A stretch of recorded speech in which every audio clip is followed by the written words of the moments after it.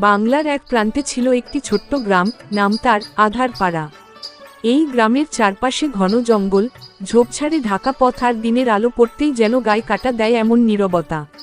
লোকজন দিনের আলো থাকতেই নিজেদের ঘরে ঢুকে পড়ত, কারণ রাত হলেই এই গ্রামে ঘটে অদ্ভুত সব ঘটনা। বহু বছর আগে এই গ্রামে এক জমিদার ছিল, যার নাম রঘুনাথ রায়।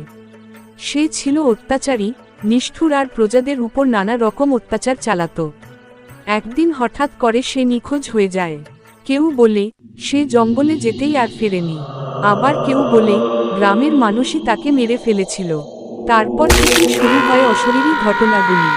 এক রাতে শহর থেকে এক তরুণ সাংবাদিক অর্ঘ্য আসে এই গ্রামে। সে শুনেছিল আধারপাড়ার গল্প, তাই প্রমাণ সংগ্রহ করতে চেয়েছিল।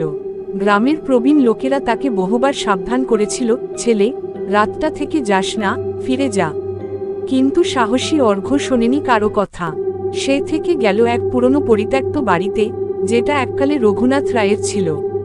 রাত যত গভীর হতে লাগল, আশেপাশে অদ্ভুত শব্দ শুরু হলো, যেন কেউ হেঁটে যাচ্ছে কাষ্ঠ মেঝেতে, জানালার বাইরে ছায়া দেখা যাচ্ছে। হঠাৎ দরজার কড়া নাড়ার শব্দ, অথচ বাইরে কেউ নেই। ঘড়ির কাঁটা তখন ঠিক ৩টা।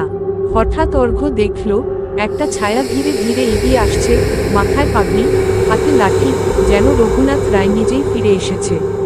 তার চোখ দুটি জ্বলছে আগুনের মতো, আর মুখে বিকৃত হাসি। অর্ঘ্য ভয়ে দৌড়ে পালাতে গিয়ে অজ্ঞান হয়ে পড়ে যায়। পরদিন সকালে গ্রামের কিছু লোক তাকে জঙ্গলের ধারে অচেতন অবস্থায় খুঁজে পায়। সে কোনোরকমে বেঁচে ফিরে এলেও জীবনে আর কথা বলেনি, শুধু চোখে এক ধরনের আতঙ্ক স্থায়ী হয়ে গিয়েছিল। তারপর থেকে আধারপাড়ার গল্প আরও ছড়িয়ে পড়ল। আজও কেউ সন্ধ্যার পরে সেই বাড়ির দিকে যায় না। রঘুনাথ রায়ের আত্মা যেন এখনো প্রতিশোধ নিতে ঘুরে বেড়ায় আধারপাড়ার আধারে।